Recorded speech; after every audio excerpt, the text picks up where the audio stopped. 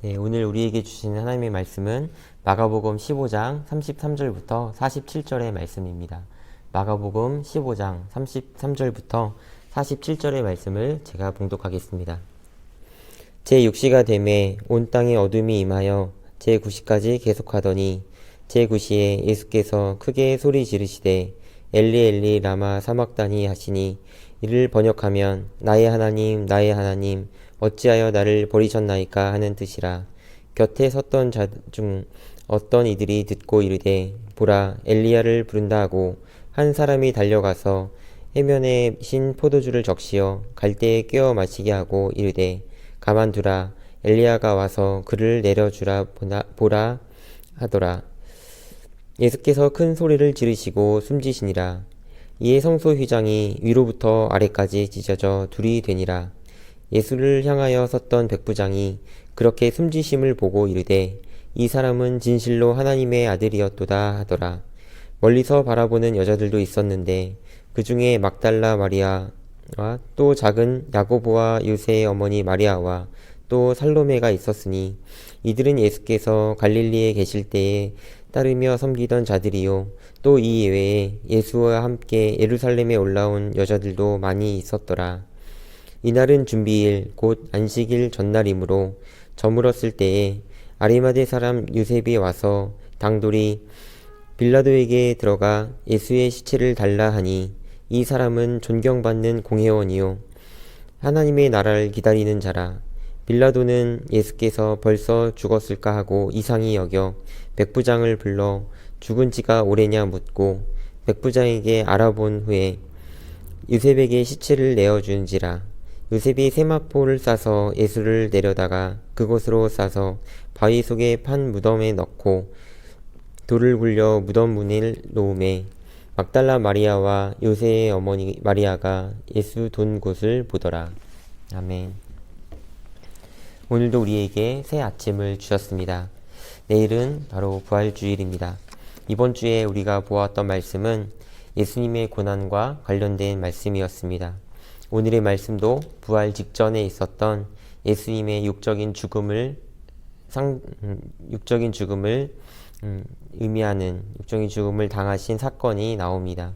그 중에 크게 두 부류의 사람들에 대해서 보려고 합니다. 첫 번째 사건은 바로 성소 휘장이 갈라진 사건과 근처에 있었던 사람들입니다. 예루살렘 성전에는 성소와 지성소를 구분하는 휘장이 있었습니다. 이 휘장은 5에서 8cm 정도 되는 두께로 알려져 있을 만큼 매우 두꺼운 휘장이었는데 이 휘장이 위에서 아래로 찢어진 사건입니다. 사람이 찢지 않았는데 그렇게 찢어질 수 있었던 것은 바로 하나님께서 일하심이죠. 성소와 휘장 사이에 있었던 성소의 휘장이 찢어졌기 때문에 백성들을 대표해서 제사장만 들어갈 수 있는 지성소를 이제는 모든 사람들이 들어갈 수 있게 되었던 사건입니다. 즉 하나님의 보좌 앞에 나아갈 수 있게 된 것을 알려주는 사건인 것입니다. 히브리서 10장 12절의 말씀입니다. 오직 그리스도는 죄를 위하여 한 영원한 제사를 드리시고 하나님 우편에 앉으사 라고 기록되어 있습니다. 말씀 한 구절을 더 보겠습니다. 히브리서 10장 19절에서 20절의 말씀입니다.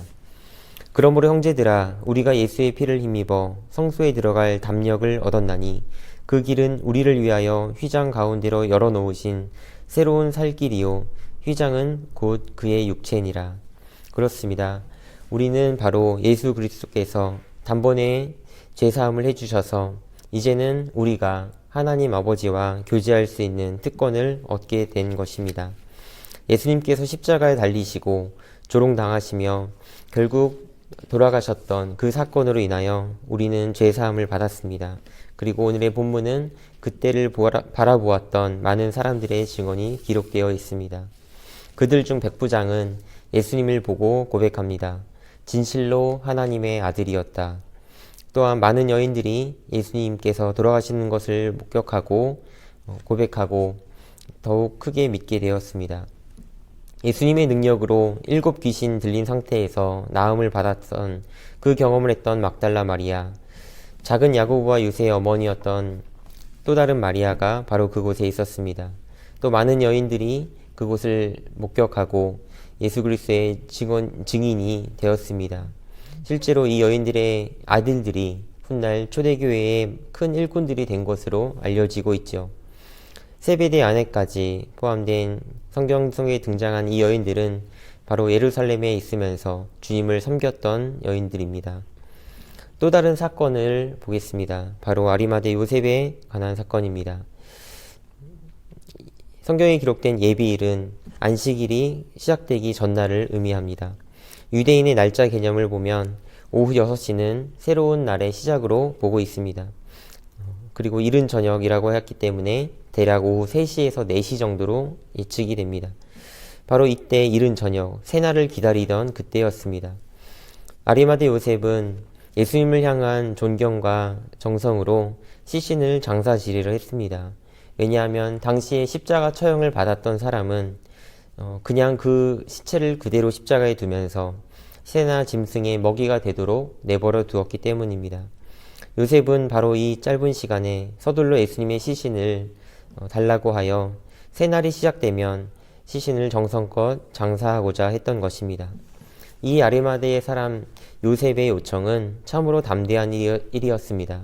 왜냐하면 그는 존경받는 공회의 회원이었는데 유대인 사이에서 사회적 위치가 있었던 이 사람의 이러한 행동은 그리스도를 따르는 제자로서의 모습이 드러나진다면 그것은 굉장히 모험이 되는 일이었기 때문입니다. 누가복음 23장 50절부터 51절의 말씀을 읽어드리겠습니다.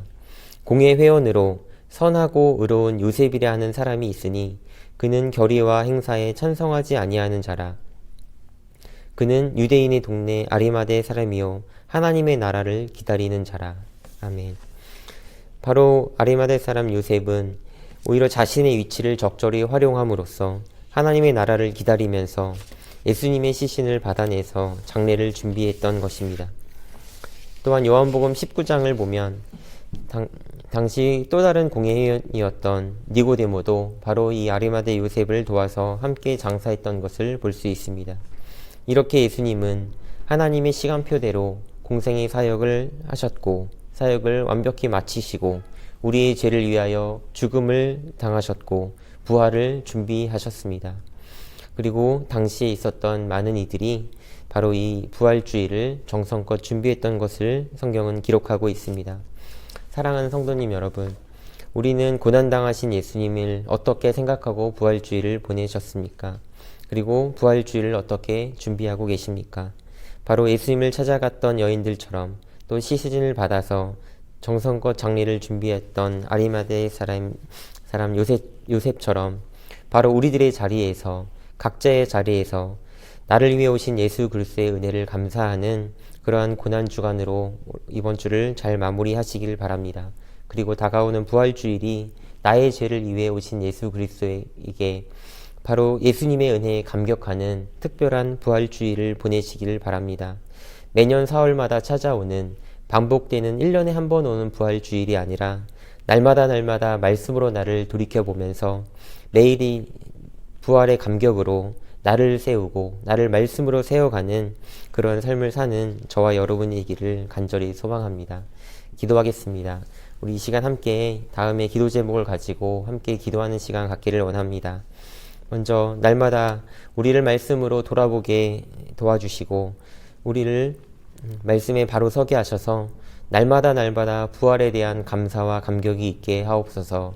또한 학사 일정이 계속 늦어져서 학생들이 다소 지쳐가고 있는데 신입학과 새 학년 생활에 우리 학생들이 개학하면서 잘 적응할 수 있도록 도와주옵소서. 또한 코로나19로 인하여 고통받는 환자들과 격리자들, 또한 그들의 가족들, 경기 침체로 고통당하는 많은 백성들을 주께서 돌보셔서 새로운 힘을 얻고 부활되신 예수 그리스도의 은혜로 살아가게 하옵소서. 이 시간 함께 이러한 기도 제목을 가지고 함께 기도하기를 원합니다. 함께 기도하겠습니다.